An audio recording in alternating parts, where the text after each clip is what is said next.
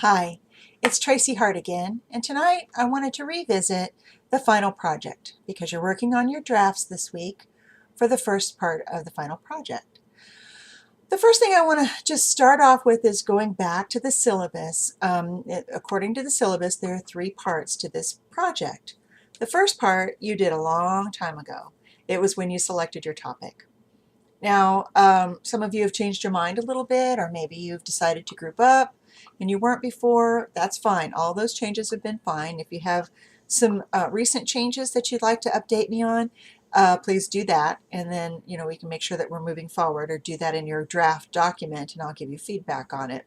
So part 1 of this is done. It's been done since week 5. Part 2 is the learner analysis, the learner objectives and content analysis, which is a lesson plan. That is due this week. It's a draft. It's a 3 to 5 page double-spaced paper in which you are going to explain several pieces of your project. And I'm going to come back to that in just a second. The last piece of this project is to prepare a presentation just like you did for the tool presentations, and you're going to send them to me just like you did before, and I'll post them on your behalf, whether they're PowerPoints or through another technology tool in which you want to present your material. What are you presenting on? You're presenting on this lesson plan that you're preparing, and then also that you're incorporating technology into. Okay, so let me get over to my more detailed document about that. I have posted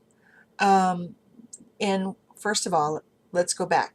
There's a video, the video that I did in week 5 about the final project. You're welcome to go back into week 5 and review that video.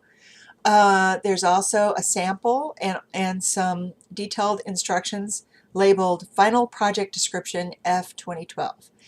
And that is also in your current week 12 along with the sample with your week 12 module. These materials are also, again, in the supplemental folder that is available on the course homepage. I put that folder there for the specific reason to hold documents and resource material that you need throughout the semester, so that you don't have to go through and constantly look through all the different modules to see which one had that material. I don't want you to waste your time hunting like that, so I put it in the supplemental folder on the home page. And I know many of you are taking several online classes and all that gets confusing after a while, but just to remind you that it's out there for you. Okay, the detailed document, again, the first part of this goes into the topic selection. You did that part. And then on the detailed document, the one labeled Final Project Description F 2012, that has 2 parts to it. One part is the actual lesson plan, and the second part is to incorporate the technology tools. We've just had all these wonderful tool presentations posted for your review, and you've all been taking a look at them. I'm hoping that you get inspired by some of these tools and that you want to incorporate them into your lesson plan.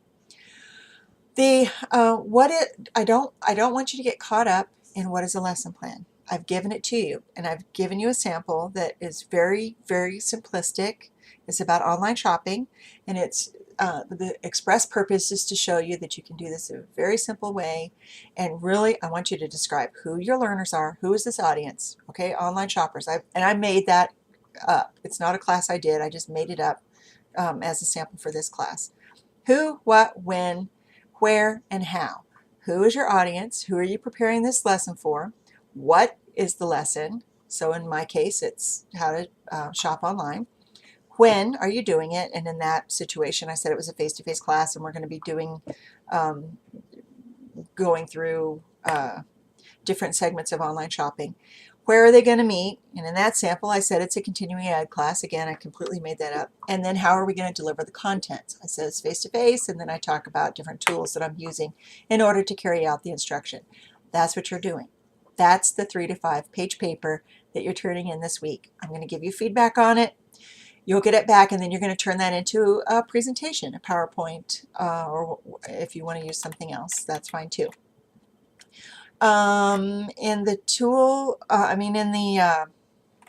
in the presentation, you will be graded on how well you use those tools. So you can't just blindly pick any tool. You've gone through the process of tool investigation, and you know how to do that. And in fact, now your colleagues have placed these wonderful presentations with lots of great information on these tools out there for you, and it's for your selection purposes, among other things. But that's one way you can use them. You can look through your lesson plan. It could be on anything, and I've given an example. I think the last video I did on that, I made up something about tying shoes or something. If you're having difficulty, please contact me. Email me or call me.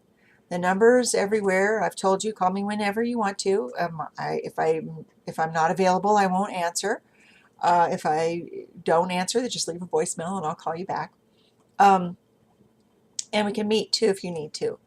I've had a couple of questions on clarification on exactly what that 3 to 5 page paper entails, and that is the who, what, when, where, and how of a lesson. Make it up if you don't have one. If you have one from another class, use it.